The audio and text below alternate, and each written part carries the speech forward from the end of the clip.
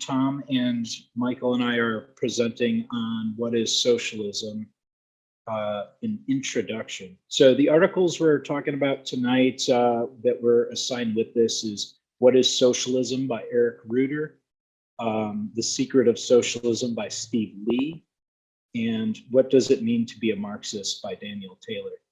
And I would say all of these articles share a theme talking about the crises of capitalism and then the socialist alternative. So kind of like, here's the problem of where we're at now, and here is a solution that we can work towards.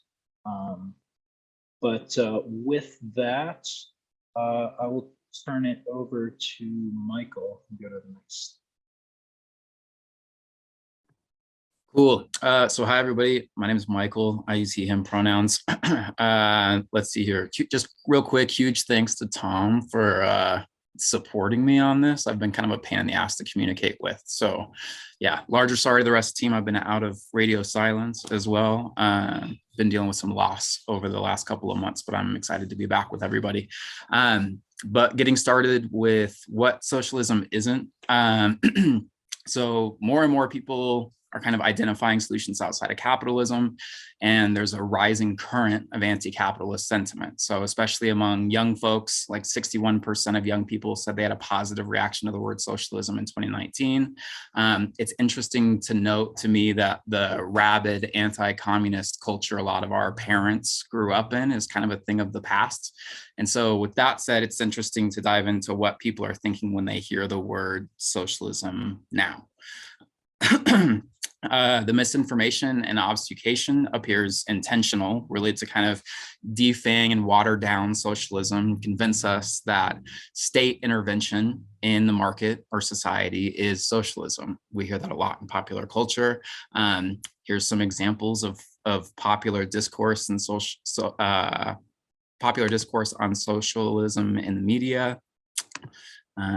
Sorry, my notes are all over the place here. So you can see like folks talking about we're all socialists now after Obama won his presidency, blah, blah, blah. Really the distinctive feature of all of this is that much of this public discussion of socialism is that state intervention in the economy equals socialism. That's state capitalism. We'll talk about that a little bit more here in a second. Next slide. So just really simply, we're going to be diving into it over the next couple of weeks again, but what is it? I like the way that Steve Lee, one of our comrades who wrote one of our source articles for this, and he's here tonight, put it really simply: the struggle and organization for workers to overcome capitalist conditioning. Marx also said that socialism is the self-emancipation of the working class. So there's a lot that goes into that. Next slide. So talking about capitalism's crises a little bit, and really like proof that the state under capitalism can never like neutrally mediate between the capitalists and us, the working class. Most of us are here because we know capitalism's absurd and irrational for a variety of reasons. We've got shorter booms, longer busts, larger bailouts of big business, more severe austerity forced on workers. For such a perfect system, the state's intervention is constantly required to keep the market afloat. I just think that's interesting to note.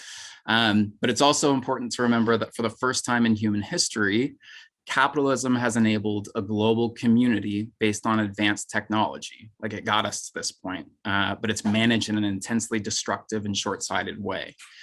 And so case study in this is the 2008 financial crisis. So in recession, one of those busts that I'm talking about, like during the 2008 financial crisis and the ensuing bailout, the government handed taxpayer dollars to bail out banks and insurance companies and auto manufacturers who gambled, embezzled, or flat out stole their workers' futures, while the rest of the workers and our families were destroyed by foreclosure, eviction, inflation, skyrocketing healthcare costs, and unemployment. Enron's also kind of an interesting case study in here, like deregulation of the energy industry allowed them to make huge profits by manipulating the supply of electricity. when its sham accounting practices and bad bets brought them down, all their workers suffered, while all their kind of mom and pop investors suffered, while their executives and the capitalists that were a part of that company floated down on their golden parachutes, pretty much unscathed for the most part. So all these bailouts represent a concerted effort to save global capitalism from its own excesses. Lenin said of capitalism and its ultimate crises that the ruling class will ultimately no longer rule in the old way, and oppressed classes are no longer willing to be ruled. The ruling class can no longer rule in the old way, and the oppressed classes are no longer willing to be ruled in the old way. And so when that time comes, we're going to be forced to ask ourselves if the workers are well organized enough to take power. And Tom's going to talk about a little bit more about preparing to answer in the affirmative for that. But next slide. So state capitalism really, it's when the state has control over production and the use of capital. Capitalism creates its own crises. We've been talking about that, so insurmountable that it necessitates state intervention. Remember that the state is really the organization of capitalists as a class. Engels talked about the state's required intervention to keep capitalism afloat, said the state will have to undertake the direction of production, which we're seeing constantly within state capitalism. The modern state is a capitalist machine, the ideal personification of the total nation capital. I appreciate that quote from Engels as well. All of this intervention represents state capitalism. I don't have the which article it came from here, but I thought it was important that they talked about, like, even in normal times, the US state directs huge amounts of investment outside the free market. So the building and maintenance of the federal interstate highway system, military spending, research and development spending, like our taxes paid for the internet to get developed, and then it was privatized and monopolized, and now we have to pay to access it. But because corporate America benefits from such investment in many direct and indirect ways, they don't see fit to denounce this as socialism. Instead, they see these measures as the state fulfilling the useful function of maintaining a healthy business environment. Put simply, state capitalism is an effort of nations and organizations of power to rely on state intervention in the economy to different degrees in order to promote capitalist development and to deal with other political challenges. Next slide. I think I skipped over something here, potentially, sorry. Yes, just reiterating that point. And then the slide after that, please. So reformism versus fighting for reforms. We can fight for reforms while recognizing that reform itself is an incomplete solution. Because while those reforms may materially benefit the working class and improve our lives day to day, the reforms are still subject to being rolled back after the crises or after the mass movement kind of evaporates or no longer exists to protect its wins. Gains won over the last century, like Social Security, welfare, unemployment, housing assistance, are all being effectively rolled back in the absence of a mass movement to defend them now. And then Steve had another great quote from Secret of Socialism. He said, capitalism can be reformed on the surface, but it cannot be reformed in a fundamental way. You can peel an onion layer by layer, but you cannot declaw a live tiger claw by claw. Capitalism is a tiger, not an onion. And so even if state ownership does not in itself accomplish the full socialist program, talking about private nationalization here, and how privatization really kind of represents an assault on the working class, so fighting it's paramount. Even if we're ultimately able to nationalize things and it doesn't in itself accomplish the full program, the neoliberal trend towards privatizing all manner of formerly public functions, like schools and airports, parking meters, these all represent an assault on working class interests. And privatization allows corporations to cut jobs, cut wages, and cut services, all in the name of efficiency, while they pocket taxpayer dollars in the form of profits. Privatization takes the decision-making out about these services out of the public sphere, where these issues can be subjected to political pressures and political demands, and puts them in the hands of private entrepreneurs who are wholly unaccountable, unlike politicians who are at least in some way limited to the will of the voters at the end of the day. Similarly, nationalization of industries under the threat of bankruptcy has historically been a demand of the socialist movement as a means to save jobs and ensure the provision of needed services. Things like utilities, like we should be demanding that the basic necessities of the working class be nationalized, like basic utilities, and taken out of the hands of private corporations. In demanding such nationalizations, the left calls for institutions to be placed under democratic workers' control. This is essential because such nationalized institutions continue to operate within a wider capitalist context, and therefore must be subject to pressure from below to answer to the needs of the working class rather than capital.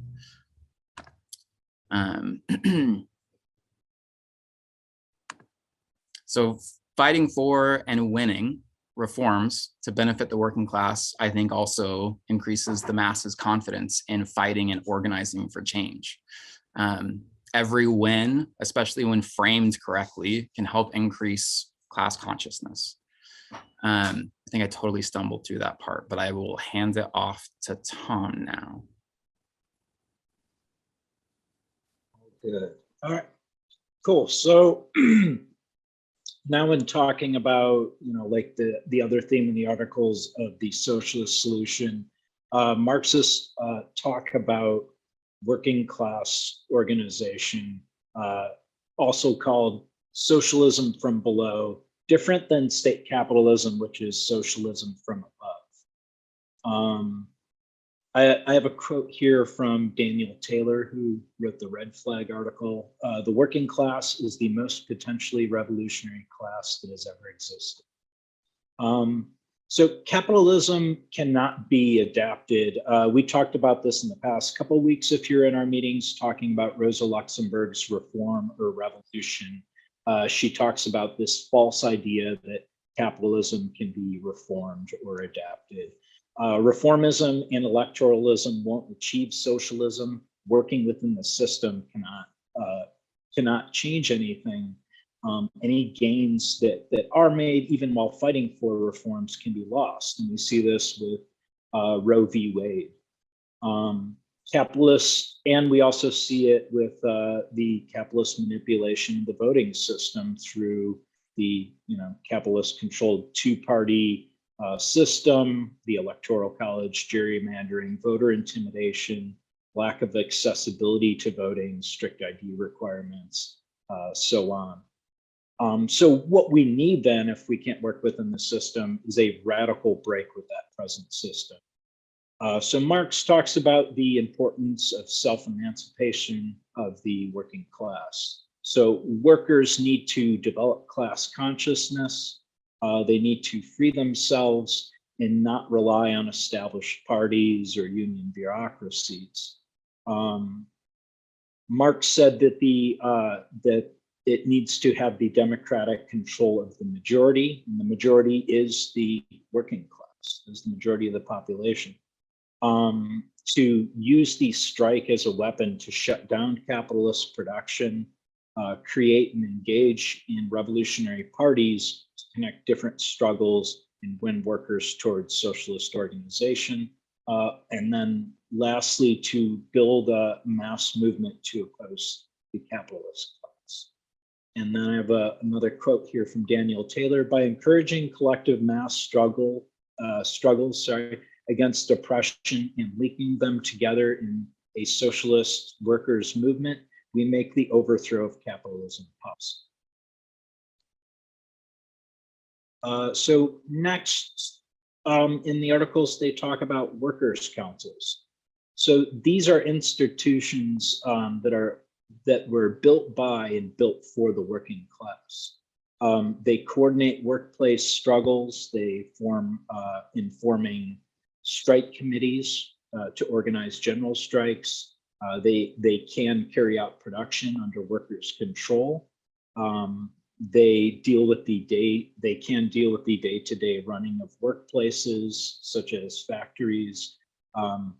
And when workers' councils were used, such as in the case of in Russia after the revolution in 1917, they elected delegates from the councils to coordinate decision-making on an industry-wide and economic basis. And in that, delegates would get paid the same as other workers. So examples of this in history would be first in the Paris Commune of 1871, in workers' councils, and then also similar kinds of things. In the Russian Revolution in 1917, these were called the Soviets, where the name Soviet Union comes from.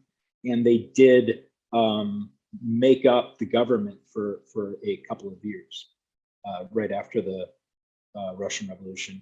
Also, we see workers' councils in the German Revolution in 1918, in Hungary in 1956, Chile 1973, Iran in 1979. And that was Eric Ruder had mentioned those. There's also numerous other examples of workers' councils. Workers' councils represent the working class organizing itself and taking control of production. So that all goes along with this idea of socialism from below, self-emancipation of the working class. So the need for a workers' government, I have a quote here from the Ruder article.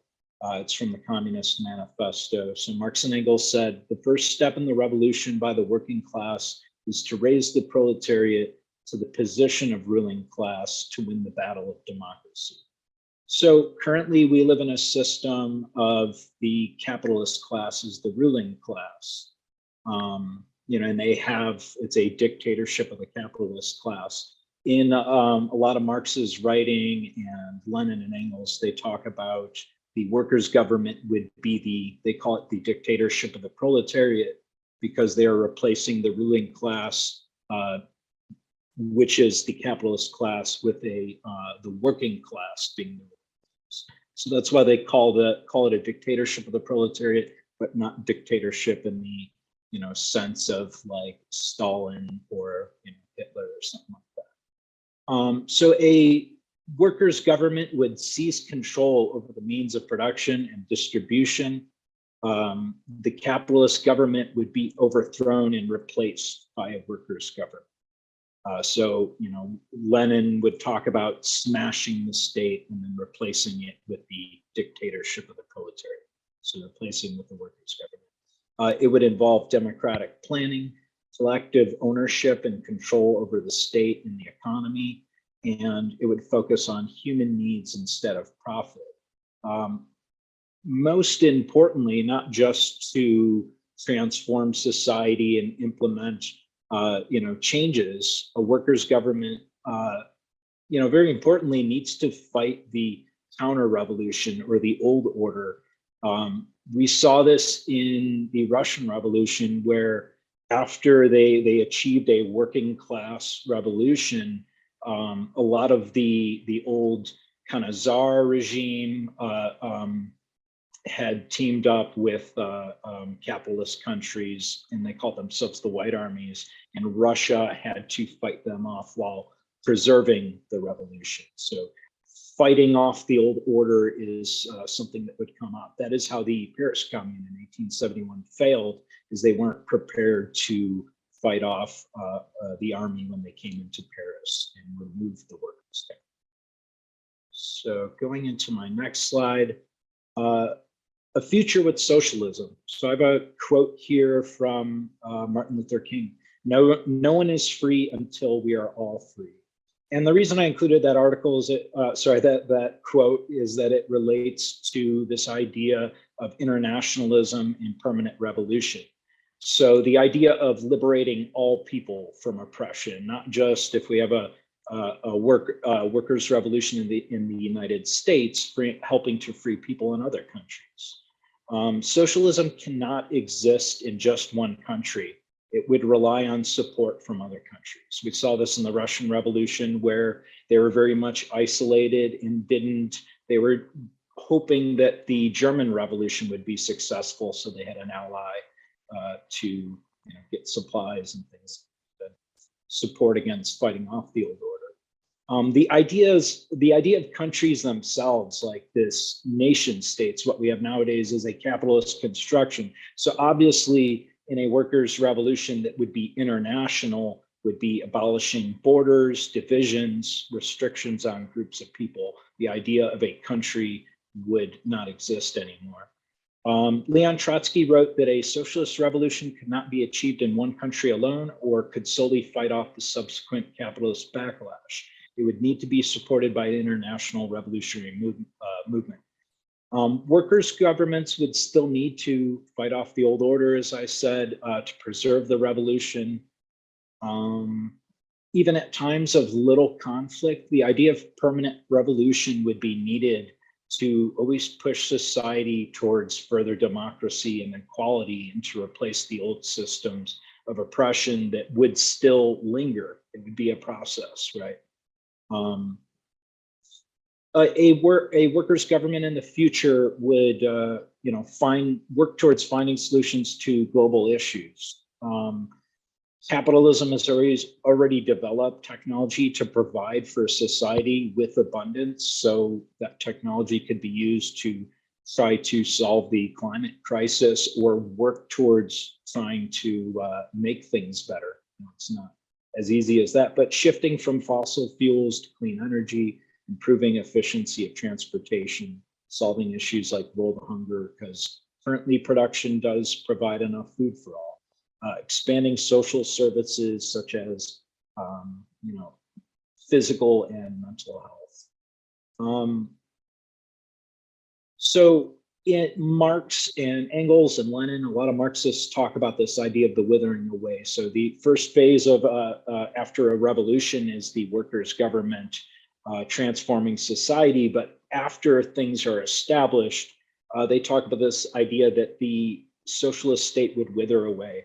So the socialist state would not be needed as collective habits are formed over time. Class distinctions would not exist over time, as all people would have access to equal or equitable resources. The idea of money would disappear as society adopts the rule from each according to their ability to each according to their. So I made this slide around, I liked in Steve Lee's article, he ends with like kind of this call to action, right? So he talks about two takeaways about seriously considering Marxism and joining Marxist organizations. So that's kind of why I created this slide: educate, organize, agitate, in that order. What can you do? Read Marxist theory, engage in discussions, like the one we will have next, participate in working class struggles and against oppression, and help to build socialist organization. So I will end with that. Here's the articles that we have referenced, and that's all. Thank you.